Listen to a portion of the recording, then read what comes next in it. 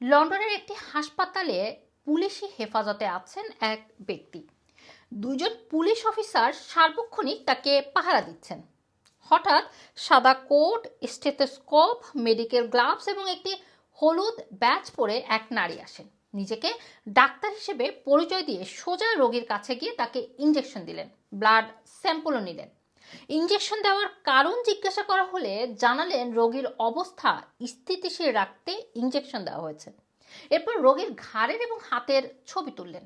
হাসপাতালের কর্মীদের একজন সদস্য তাকে ব্লাড স্যাম্পল রুমে নিয়ে গেলেন, আর পুরো ঘটনাটি সিসিটিভি ফুটেজে রেকর্ড হলো।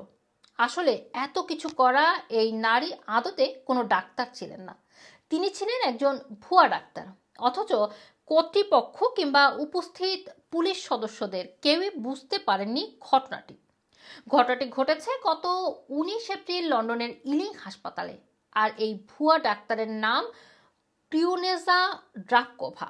20 বছর বয়সী তুর্কি বংশোদ্ভূত ড্রাকোভা ওয়েস্ট লন্ডনের হ্যানওয়েলের বাসিন্দা।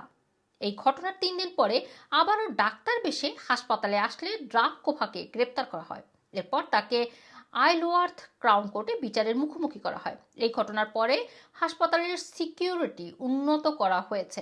আদালতের শুনানিতে বলা হয়েছে, ছোটবেলা থেকে ডাক্তার হওয়ার স্বপ্ন দেখতেন ড্রাকোভা, কিন্তু তার কোনো ধরনের মেডিকেল প্রশিক্ষণ কিংবা সার্টিফিকেট ছিল না। তবে তিনি তার ডাক্তার হওয়ার স্বপ্ন চালিয়ে যান। এ কারণে তিনি ভুয়া ডাক্তার সেজে ইলিং হাসপাতালে যান। রোগীদের নিয়ে তার কোনো খারাপ উদ্দেশ্য ছিল না বলেও দাবি করেন ড্রাকোভা। আদালত তাকে দোষী সাব্যস্ত করে এবং 15 দিন তাকে রিহাব সেন্টারে নিয়ে যাওয়ারও আদেশ দেওয়া হয়। এছাড়া তাকে এনএইচএস ট্রাস্টের যে কোনো হাসপাতালে নিষিদ্ধ করা হয়েছে। শুধুমাত্র নিজের সার্জারির জন্য লোকাল জিপির কাছে যেতে পারবেন তিনি।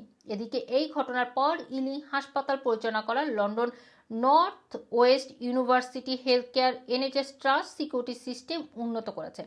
তাদের একজন মুখপাত্র বলেছেন, অত্যন্ত অস্বাভাবিক এই ঘটনায় তারা পুলিশের তদন্ত কার্যক্রমে সহায়তা করেছে।